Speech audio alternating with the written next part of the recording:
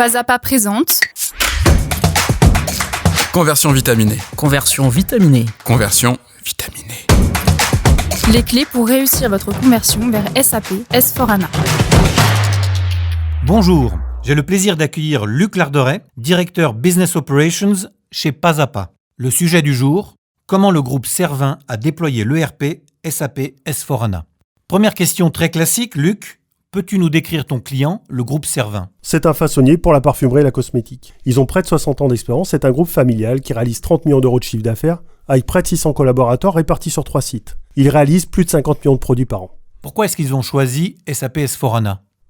Ils ont choisi SAP S/4HANA pour augmenter la performance de leur entreprise, renforcer le pilotage et ils en ont profité pour utiliser ce levier pour améliorer l'expérience utilisateur tout en étendant le RP à l'ensemble de leur site et en mettant en place le contrôle qualité qui est stratégique dans leur domaine.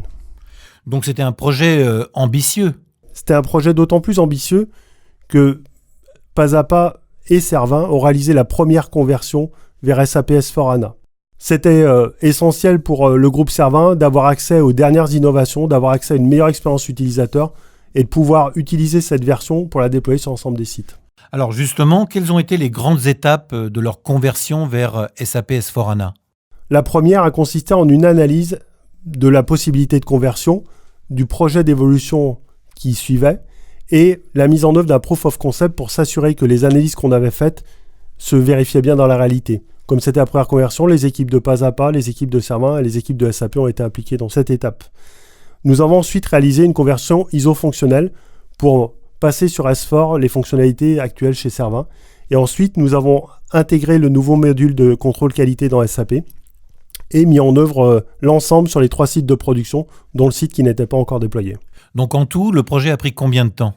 Le projet a duré un peu plus de 12 mois, 6 mois à peu près pour la conversion et 6 mois pour les évolutions et une phase d'analyse préalable de 2 à 3 mois. Donc ça a été relativement rapide. C'est relativement rapide et surtout c'est très maîtrisé, puisque les phases de conversion ont été maîtrisées du fait de l'analyse et du proof of concept et les phases d'évolution ont été préparées pendant la phase de conversion.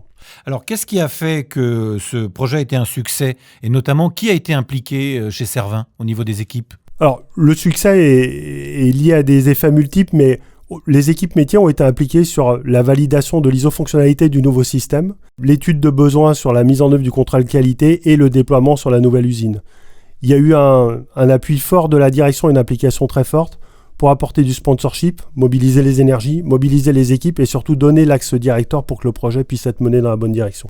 D'accord, donc souvent, comme souvent dans ce type de projet, l'implication de la direction générale est clé, mais aussi la conduite du changement, je suppose. Tout à fait. Du moment qu'on a une évolution, qu'elle soit de processus ou de rôle, il est essentiel d'expliquer aux gens ce qui change dans leur manière d'effectuer leur travail au quotidien et dans la répartition des rôles entre les différents acteurs. C'est d'autant plus vrai qu'on a dû mettre des évolutions en place. Pour la nouvelle usine, SAP était un nouveau système d'information et pour l'ensemble des usines, le contrôle qualité dans SAP était totalement nouveau.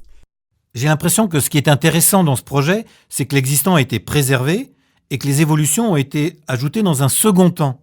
Et ça a été très confortable pour tout le monde, visiblement. La logique d'évolution dans le cadre d'une conversion permet de, on va dire, capitaliser sur les fondations que vous avez construites depuis que vous avez SAP, tout en profitant des améliorations et en ayant des ambitions assez importantes. Dans la logique de transformation, Pas à Pas accompagne ses clients dans les phases amont et dans les phases de projet pour pouvoir au mieux profiter des investissements qu'ils ont faits tout en profitant de l'avenir.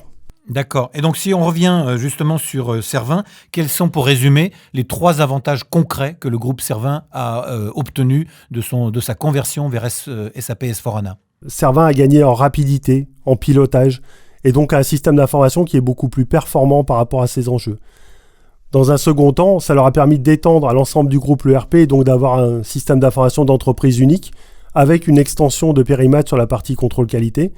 Et enfin, ils ont pu avoir accès aux innovations et entre autres à Fiori avec cette nouvelle version de SAP et surtout, ils bénéficient de tout ce qui est apporté dans S4 chaque année.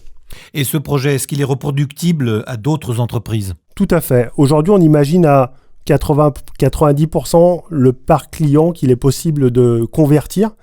Et la conversion ne veut pas dire qu'on va rester sur quelque chose qui est purement iso-fonctionnel. Dans le cas de Servin, on le voit très bien. Ça permet d'une part, de garder ce que vous avez, mais d'autre part, de faire évoluer en bénéficiant de l'apport de SAP sur la version S4. Bon, on a bien compris qu'il y avait énormément d'avantages à passer à S4HANA, mais en quoi est-ce qu'il est urgent d'entamer cette conversion ? Il est important d'anticiper pour bien maîtriser la phase d'évolution. Aujourd'hui, on est sur une version qui est sécurisée. Pas à pas, monter une conversion factory pour pouvoir accompagner ses clients de manière sûre, simple et sans souci. C'est extrêmement important, c'est-à-dire qu'on maîtrise et le délai, et le coût, et les enjeux de chacune des conversions. On peut anticiper très fortement le passage vers S4HANA. La date butoir de 2025 peut paraître assez loin. Donc la fin de ECC6. La fin de CC6. Il y a effectivement un certain nombre d'éléments à transformer avant 2025, une fois que l'on est sur S4HANA. Ça, c'est un premier point. L'autre point, c'est qu'il est essentiel pour l'ensemble des entreprises et l'ensemble de nos clients notamment, d'avoir un système d'information qui soit le plus synchrone avec les enjeux actuels de l'entreprise et qui soit le plus préparé à ces évolutions futures. Si on prend deux cas assez classiques, une évolution liée à des enjeux business nouveaux, donc par exemple un nouveau module dans le cas de Servin, ou une croissance externe par exemple, il est beaucoup plus aisé d'avoir déjà une version qui soit up-to-date et qui soit performante par rapport à l'existant pour pouvoir la déployer sur d'autres périmètres ou d'autres géographies. Si on a une version qui est vieillissante et qu'on doit la transformer avant 2025, ça peut freiner ce type de projet pour l'entreprise. D'accord, donc il vaut mieux aller progressivement, pas à pas en quelque sorte. Exactement. Et pour finir, est-ce que tu peux rassurer tes prospects, Luc, parce que la Conversion Factory de pas à pas, est-ce qu'elle a la capacité à traiter les nombreux projets de conversion qui vont arriver là dans les semaines qui viennent ? Alors depuis 2 ans et demi, puisque Servin est un projet qui date d'il y a 2 ans et demi, nous avons structuré une Conversion Factory pour industrialiser, capitaliser et mettre en place ces accélérateurs pour que ces opérations de conversion soient les plus sûres possibles et les plus rapides possibles. On a structuré donc ce qu'on appelle une Conversion Factory qui a été qualifiée par SAP l'été dernier. Et cette Conversion Factory est une des 20 dans le monde qualifiées par SAP. On a formé des équipes spécialisées sur les parties infrastructure, développement et fonctionnel et des chefs de projet pour que nos experts mettent en œuvre les conversions pour les clients et prospects. On imagine à très court terme une 20aine de conversions et dans les années à venir davantage puisqu'on a prévu une croissance assez forte sur ces problématiques du fait du niveau de transformation actuel des clients. Parfait, merci Luc pour toutes ces infos.